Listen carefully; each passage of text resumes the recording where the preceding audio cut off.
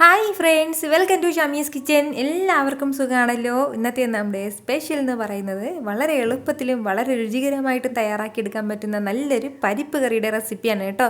ചടപടയെന്ന് വളരെ പെട്ടെന്ന് കുക്കറിൽ തയ്യാറാക്കിയെടുക്കാൻ പറ്റുന്നതാണ് നമുക്കിത്. ഇതിൻ്റെ ഡീറ്റെയിൽസ് ഒന്നും മിസ്സാകാതിരിക്കാൻ വേണ്ടിയിട്ട് എല്ലാവരും ഒന്ന് സ്കിപ്പ് ചെയ്യാതെ കണ്ടേക്കണം. കൂടെ തന്നെ ഈ വീഡിയോ ഒന്ന് ലൈക്ക് ചെയ്യാനും നമ്മുടെ ഷമീസ് കിച്ചൻ ചാനൽ ഇതുവരെയും സബ്സ്ക്രൈബ് ചെയ്യാത്തവരാണെന്നുണ്ടെങ്കിൽ പ്ലീസ് ഒന്ന് സബ്സ്ക്രൈബ് കൂടി ചെയ്തേക്കണേ. ആ തൊട്ടടുത്ത് കാണുന്ന ബെല്ലൈക്കനിൽ ഓൾ മറക്കാതെ പ്രസ് ചെയ്തേക്കണം. എങ്കിൽ മാത്രമേ ഞാൻ അപ്ലോഡ് ചെയ്യുന്ന വീഡിയോസ് എല്ലാം നിങ്ങൾക്ക് കറക്റ്റായിട്ട് നോട്ടിഫിക്കേഷൻ ലഭിക്കത്തുള്ളൂ. എന്നാൽ ശരി, നമുക്ക് വേഗം തന്നെ റെസിപ്പിയിലേക്ക് പോകാം.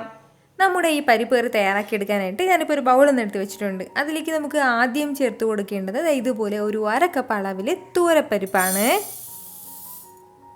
കൂടെ തന്നെ അതുപോലെ പിന്നെ നമുക്ക് വേണ്ടത് ഒരു 1/4 കപ്പ് അളവിൽ ചെറുപയർ പരിപ്പും കൂടിയാണ്. അപ്പോൾ ഈ തൂരപ്പരിപ്പിന് പകരം നമുക്ക് കംപ്ലീറ്റ് ആയിട്ടും ഈ ചെറുപയർ പരിപ്പിൽ നമുക്ക് ഈ പരിപ്പ് കറി തയ്യാറാക്കി എടുക്കാവുന്നതാണ് കേട്ടോ.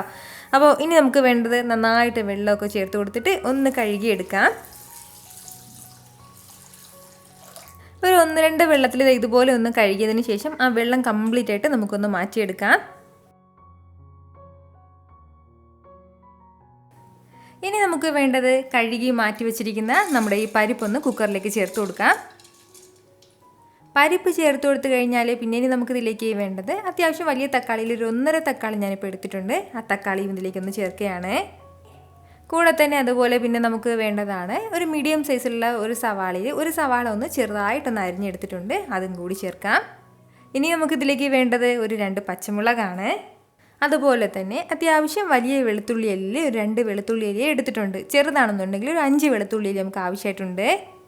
ഇനി നമ്മുടെ ഈ പരിപ്പ് വേകാനും മാത്രം ആവശ്യമായിട്ടുള്ള വെള്ളം കൂടി ചേർക്കാം. ഒരു 2 കപ്പ് അളവിലാണ് ഞാനിപ്പോൾ ഇതിലേക്ക് വെള്ളം ചേർത്ത് കൊടുക്കുന്നത്. ഇത്രയും ആയിക്കഴിഞ്ഞാൽ ഇനി നമുക്കിതിലേക്ക് വേണ്ടത് മഞ്ഞൾപ്പൊടിയാണ്. ഒരു 1/2 ടീസ്പൂൺ അളവിൽ മഞ്ഞൾപ്പൊടി. നമ്മുടെ ഈ പരിപ്പിന് ഇത്രയും ആവശ്യമായിട്ടുള്ള ഉപ്പും കൂടി നമുക്കിനി ചേർത്ത് കൊടുക്കാം. ഇനി ഇത് ചെറുതായിട്ടൊന്ന് മിക്സ് ചെയ്ത് കൊടുക്കണം. ഇനി വേണ്ട എന്താണെന്ന് വെച്ചാൽ ഫ്ലെയിം ഒന്ന് മീഡിയത്തിൽ വെച്ചിട്ട് ഒരു 3-4 വിസിൽ വരുന്നത് വരെ ഒന്ന് വേവിച്ചെടുക്കാം. ഈ 4 വിസിൽ വരുമ്പോൾ തന്നെ നമ്മുടെ ഈ പരിപ്പെല്ലാം നല്ല പെർഫെക്റ്റ് ആയിട്ട് നല്ല സ്മൂത്ത് ആയിട്ട് ഒന്ന് വെന്ത് കിട്ടിക്കോളും.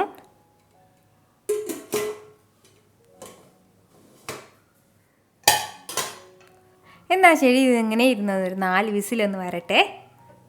ഇപ്പോൾ ഇതിൽ ഒരു 4 വിസിൽ വന്നിട്ടുണ്ടായിരുന്നു. ആ 4 വിസിൽ വന്നതിന് ശേഷം കംപ്ലീറ്റ് പ്രഷറും ഒന്ന് പോയിട്ടുണ്ട് കേട്ടോ. അതായത് വിസിൽ വന്ന് കഴിഞ്ഞിട്ട് പിന്നീട് പ്രഷറൊന്ന് തുറന്നു വിടാൻ വേണ്ടി നിൽക്കരുത്. കംപ്ലീറ്റ് പ്രഷറും പോയതിന് ശേഷം നമുക്കൊന്ന് തുറക്കാവുന്നതാണ്. നല്ലതുപോലെ തന്നെ പെർഫെക്റ്റ് ആയിട്ട് നമ്മുടെ ഈ പരിപ്പെല്ലാം ഒന്ന് വെന്ത് കിട്ടിയിട്ടുണ്ട് കേട്ടോ. ഒന്നുകിൽ ഒരു കടയിൽ വെച്ചിട്ട് നന്നായിട്ട് ഒന്ന് കടഞ്ഞു കൊടുക്കാം, അല്ലാന്നുണ്ടെങ്കിൽ ഇതുപോലെ ഒരു തവി വെച്ചിട്ട് തന്നെ നന്നായിട്ട് ഒന്ന് മിക്സ് ചെയ്ത് കൊടുക്കാവുന്നതാണ്. അപ്പോഴത്തേക്കും നമ്മുടെ ഈ പരിപ്പെല്ലാം ഒന്ന് ഉടഞ്ഞു കിട്ടിക്കോളും. ഈ ഒരു സമയം നമുക്ക് പരിപ്പിന് കുറച്ചുകൂടി വെള്ളം വേണമെന്നുണ്ടെങ്കിൽ നല്ല തിളച്ച ചൂട് വെള്ളം ഇതിലേക്ക് ചേർത്ത് കൊടുക്കാവുന്നതാണ് കേട്ടോ.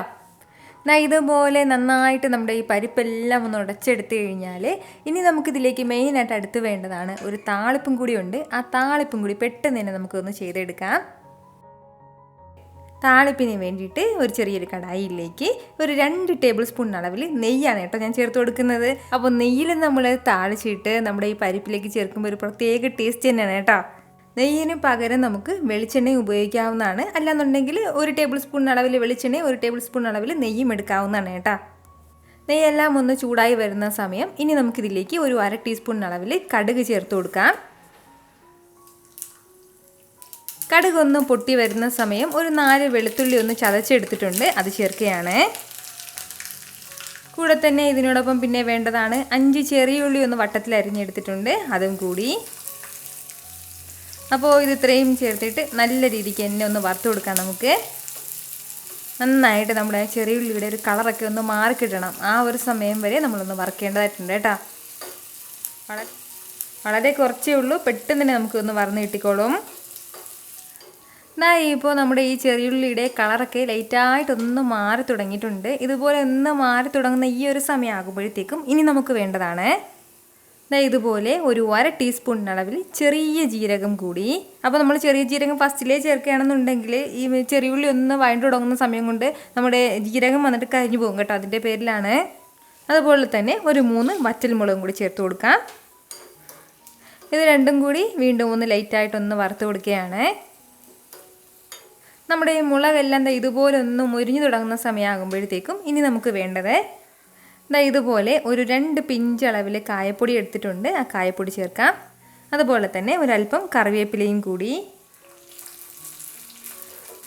ഇനി ചെറുതായിട്ട് ഇതുപോലെ ഒന്ന് ഇളക്കി കൊടുക്കണം. അതിനുശേഷം നല്ല ചൂടോടുകൂടി തന്നെ നമ്മുടെ ഈ താളിപ്പ് നമ്മുടെ ഈ പരിപ്പ് കറിയിലേക്ക് ചേർക്കാവുന്നതാണ്.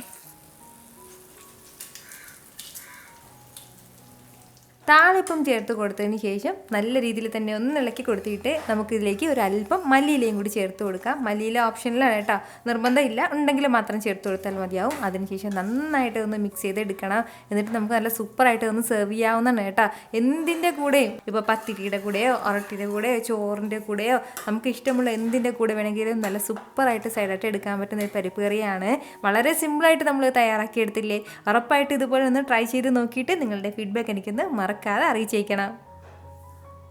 എത്ര സിമ്പിളായിട്ടാണല്ലേ നമ്മളിത് തയ്യാറാക്കി എടുത്തിട്ടുള്ളത്. അപ്പോൾ ഇതുപോലെ എല്ലാവരും വീട്ടിലൊന്ന് തയ്യാറാക്കി നോക്കിയതിന് ശേഷം നിങ്ങളുടെ ഫീഡ്ബാക്ക് കൂടി എനിക്കൊന്ന് മറക്കാതെ അറിയിച്ചേക്കണം. അപ്പോൾ ഈ വീഡിയോ ഇഷ്ടമായാൽ ഇതൊന്ന് ലൈക്ക് ചെയ്യാനും കൂടെ തന്നെ നിങ്ങളുടെ ഫ്രണ്ട്സിനും ഫാമിലിക്കും എല്ലാവർക്കും ഇതൊന്ന് ഷെയർ കൂടി ചെയ്ത് കൊടുത്തേക്കണം. ഇതുപോലുള്ള റെസിപ്പിക്ക് വേണ്ടിയിട്ട് ഷമീസ് കിച്ചൻ ചാനൽ ഫോളോ ചെയ്യാനും സബ്സ്ക്രൈബ് ചെയ്യാനും ആരും മറക്കരുത്. വീണ്ടും നല്ലൊരു ഉഷാർ വീഡിയോ ആയിട്ട് നാളെ 2 മണിക്ക് കാണാം. അതുവരേക്കും എല്ലാവരും ഹാപ്പി ആയിട്ടിരിക്കുക, സന്തോഷമായിട്ടിരിക്കുക, എല്ലാവരും സേഫ് ആയിട്ടിരിക്കണം. Take care friends. ടാറ്റാ.